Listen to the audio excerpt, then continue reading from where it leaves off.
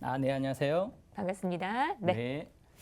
자, 최근 이슈라고 하면은 조만간에 또 발표를 앞두고 있는 정부의 또 추가 공급 대책이 있겠죠. 그 공급 대책을 같이 알아보면서 여러분들의 투자 전략 세워보는 시간. 자, 지금부터 시작해 볼까요? 자, 1월 발표 예상이라고 합니다. 자, 그 내용 구체적으로 한번 살펴보도록 하겠습니다. 자, 현재는 국토부에서 TF팀을 구성을 했고요. 그에 따라서 구정 설 이전에 발표할 예정이라고 하죠.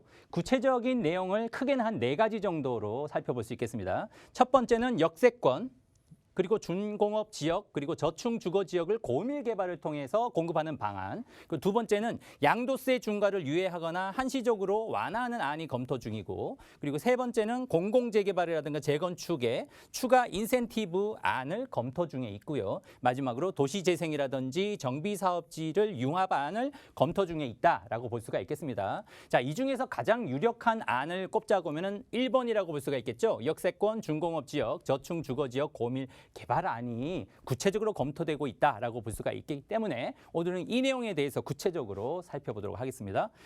자, 역세권, 고밀 개발, 그리고 준공업 지역 개발, 공공 소규모 재건축에 대해서 추진 방식은 바로 이렇습니다. SH라든지 LH와 같은 공공 디벨로퍼를 참여시키고 용적률을 완화를 해주겠죠. 용적률을 올려주는 대신에 공공 임대주택을 기부 체납하는 방식으로 공급량을 늘려준다라는 방식이 되겠고요. 그에 따른 혜택은 분양가 상한제 적용을 면제를 시켜주고, 그리고 주거 지역의 층수를 기존 7층에서 15층까지도 올릴 수 있는 방안으로 지금 추진이 되고 있다라고 볼 수가 있겠습니다. 그렇다면 이 세 가지를 하나씩 구체적으로 한번 살펴보도록 하겠습니다. 첫 번째는 역세권 고밀 개발 있죠.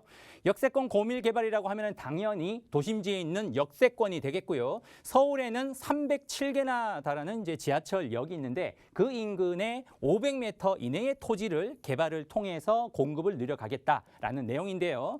구체적으로는 용적률을 현행 160%에서 300%까지도 완화를 해주겠다. 이 완화를 해줌으로 인해서 이 지역에 주택을 공급을 늘려가겠다라는 내용이 되겠고요. 그렇다면 이 방안에 따른 앞으로 전망은 어떨 게 있을까요? 바로 역세권 주변의 집가, 땅값이 상승할 수밖에 없겠죠. 땅값이 상승하면 어떻게 될까요? 당연히 매매 가격, 역세권 주변의 매매 가격까지 동시에 올라갈 수밖에 없겠다. 그럼 여러분들은 투자 전략 어떻게 세우면 좋을까요? 역세권 주변을 공략하면 좋겠다. 당연히 역세권의 주거 환경도 개선되는 긍정적인 효과도 있다라고 볼 수가 있겠습니다. 자, 다음으로 준공업 지역 개발이 있습니다. 자, 준공업 지역이라고 하면 서울 내에 공장 비율이 일단 50%가 넘어야 하고요. 그리고 3,000제곱미터 이상의 준공업 지역을 대상으로 한다라고 볼 수가 있겠습니다. 대표적으로 여러분들 잘 아시겠듯이 영등포구, 구로구, 금천구, 강서구, 양천구, 도봉구 이런 지역들이 있죠. 이런 지역을 역시 최대 용적률을 400%까지도 완화를 해줌으로 인해서 준공업 지역까지도 주택 공급량을 늘려주겠다라는 방안인데요. 이 역시 과연 앞으로 이 추진이 될 경우에 전망을 어떻게 볼 수가 있을까요? 역시 준공업 지역 주변부의 지가가 상승할 수밖에 없겠다. 좀 전에도 말씀드렸죠. 땅값이 상승하면 어떻게 된다고 말씀드렸죠? 이 주변부의 매매 가격까지 동시에 상승하는 효과가 있다라는 부분이고요. 이 역시 준공업 지역이 개발이 된다라고 하면은 준공업 지역지의 주거 환경이 개선되는 긍정적인 효과도 있다라고 볼 수가 있겠습니다. 자, 마지막으로 공공 소규모 재건축이 있는데요. 저층 주거지 중층 고밀 개발이라는 내용을 담고 있는데요. 대지 면적이 일단 10,000제곱미터 정도는 되어야 하고, 그리고 가구 수로는 200가구 정도 미만으로 지금 추진이 될 것 같고요. 중요한 거는 노후 불량 건축물이 3분의 2 이상이어야 한다. 그만큼 그 빌라 지역이죠. 빌라가 밀집한 지역에 노후도가 높아야 된다. 불량 건축물의 비율이 3분의 2 이상이 되는 지역을 위주로 저층, 중층 고밀 개발을 추진할 가능성이 높다라고 볼 수가 있겠습니다. 자, 그렇다면 이 내용에 따라서 앞으로 전망은 또 어떨까요? 당연히 단독주택이라든지 다세대 주택 밀집 지역의 저층 주거지에 땅값이 상승할 수밖에 없겠죠. 좀 전에도 말씀드렸다시피 땅값이 상승하면 당연히 건축 비용도 올라가고 원자재 가격이 올라가기 때문에 결과적으로 매매 가격이 상승할 수밖에 없다.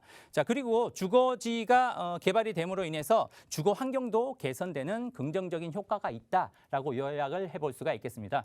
자, 오늘 강의를 통해서 살펴볼 수 있는 부분은 올해 2021년의 키워드가 세 가지가 있다라고 볼 수가 있겠습니다. 그럼 어느 지역 세 가지 키워드를 어디에 초점을 맞추면 좋을 건지 첫 번째는 역세권이 되겠죠. 자, 두 번째는 어딜까요? 중공업 지역이라고 했습니다. 자, 세 번째는 어딜까요? 소규모 재건축지라고 말씀드렸죠. 소규모 재건축이라고 하면은 노후도가 3분의 2 이상이 되는 아주 낙후된 지역의 빌라촌이다. 그 세 지역을 공략하신다라고 하면 올해도 여러분들이 투자를 반드시 성공할 수가 있고 모두가 부자가 될 수 있다라는 말씀 드리겠습니다.